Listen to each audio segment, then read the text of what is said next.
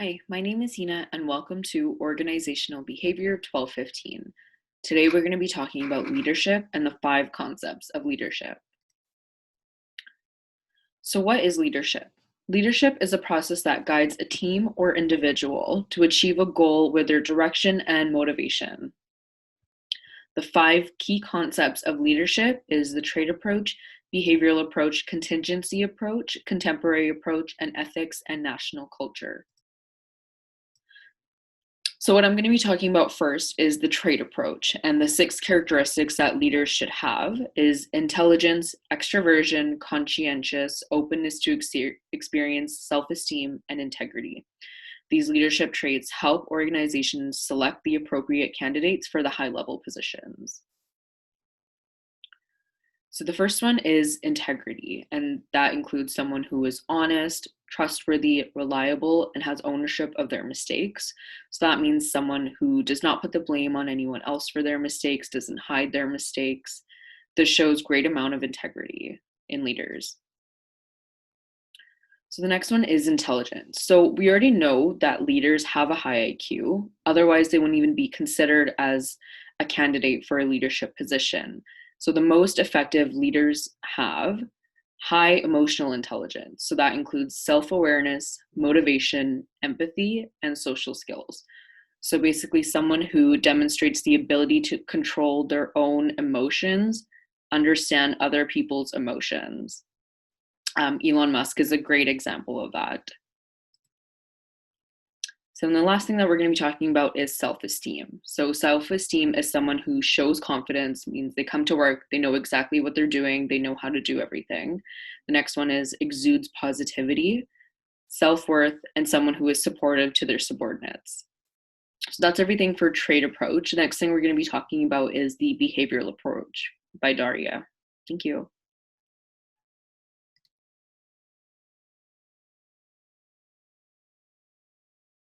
Thanks to Hina, we already know what makes someone into a great leader. But it arises another question. What do the leaders actually do? They lead. The answer is as simple as that. Researchers at Ohio State University and University of Michigan found out that there are 2 types of leader behaviors. Number 1 is task-oriented and number 2 is people-oriented. As you might have guessed, the first type is concentrated on structuring roles of subordinates, providing them with instructions and behaving in ways which will increase productivity of the group. This type of leaders tends to increase the productivity of the company, while the second type sets its main focus on the employee's well-being and tends to show higher satisfaction rate. But it's not only the behavior which shapes the leader, it's how they make decisions. Let's say a beautiful country of dreamland is having a presidential elections. There are 3 main candidates. Number 1 is an autocratic leader. He takes all the decisions by himself without consulting with anyone or asking anyone's opinion. Number 2 is a democratic leader. He takes decisions only hearing out everyone's opinion and taking all of them into consideration. Number 3 is laissez-faire. He lets people decide. He thinks they know better. So which one would you choose? Authoritarian, democrat, or laissez-faire? Who do you think will be the best for the country? Nobody. Yes, you heard it right. The researchers did not identify one decision-making style as the best. They are all circumstantial and have different effects in different environments. So the conclusion is leaders should lead, but the way they will lead, the priorities, and the means they will use are still determined by people and the environment. How we choose the leader, what is our goal, and what are we ready to do to achieve it.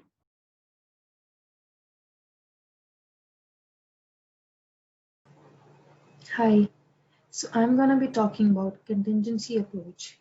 The contingency approach is not just one theory. There are various theories for contingency approach to leadership. It means there is no singular best leadership style. So the contingency theory is mainly described by 2 theories that are featureless theory and situational theory. So first one is featureless contingency theory. In Fiedler's contingency theory, your leadership style is always fixed. You cannot change your style to suit the situation. Instead, you must put leaders into the situation that matches their style. To determine your leadership style, Fiedler developed a scale that is LPC, least preferred coworker.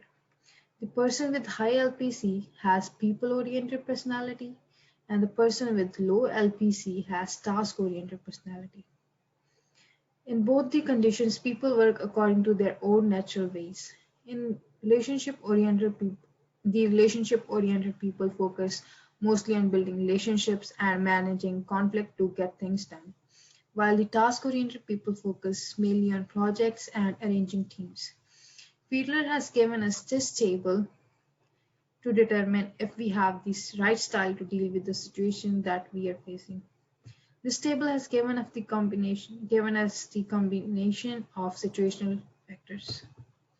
The red line here shows low LPC and the yellow line here shows high LPC. From here you can see that when situations are highly favorable or highly unfavorable, the task-oriented people are most affected. So from this table you can put leaders into the situations that are best suitable to them. The next one is situational leadership. Situational leadership is determined by three factors. First one is leader-member relation. Second one is the task structure that measures the task that needs to be performed. And the third one is position power that is determined by the power you have over your co-workers or colleagues. So there's one more theory that is path goal theory, which determines four leadership styles. First one is directive leader who guides employees the way to work. Second is sportive leader who supports employees to cope up with stress.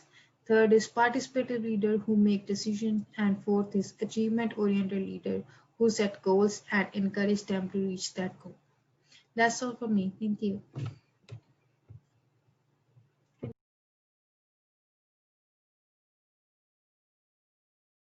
To talk about contemporary approach. There are four main leadership theories in this part, and each theory made huge contribution to today's business environment. The first approach is called transformational leadership.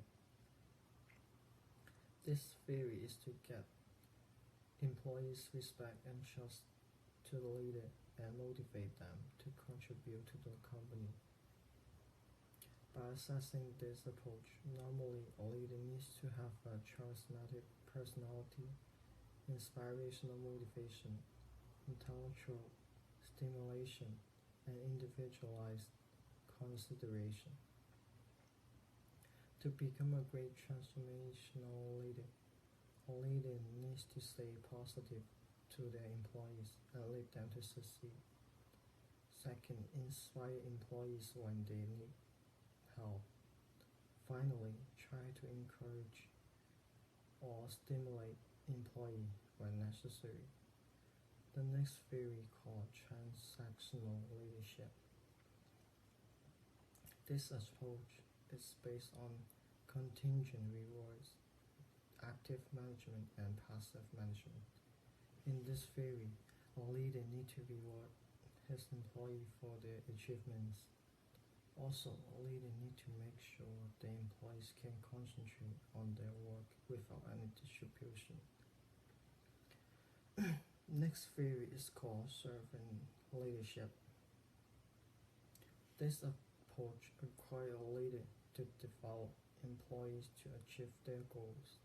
A qualified servant leader has to sacrifice himself to serve his employees. This means the leader has to put employees as his first priority. The last theory is called authentic leadership. To become an authentic leader, the leader has to take responsibility to embrace its failure, which means leader has to take the responsibility and figure his problem once mistakes were made. A good authentic leader needs to have a correct value, lead his employees, And that's the end of the four contemporary approach. Thank you.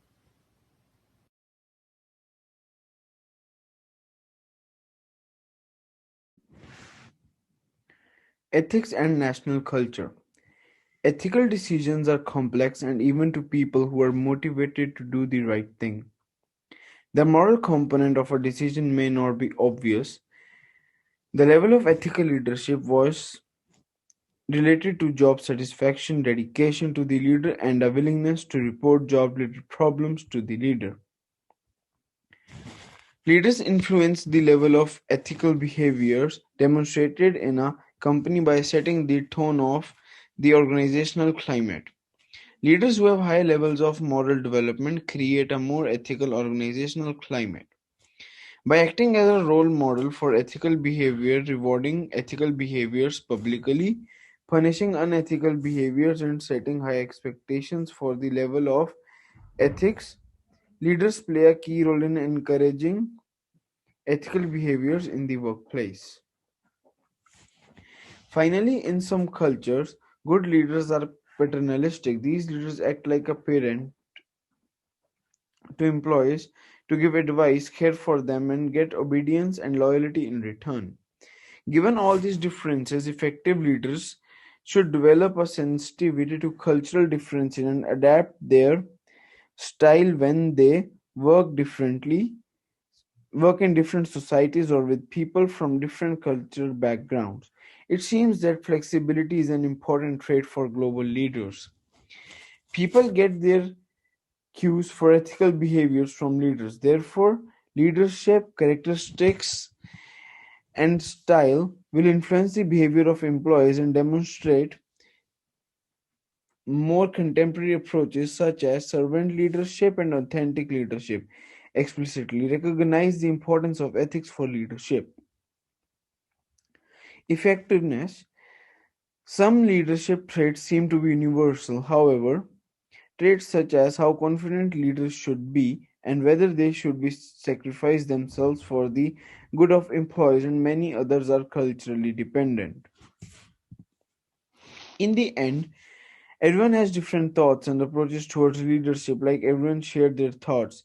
I would like to thank everyone for sparing time with our presentation, and I would like to thank our professor for giving us the opportunity to work on such a wonderful project. Thank you.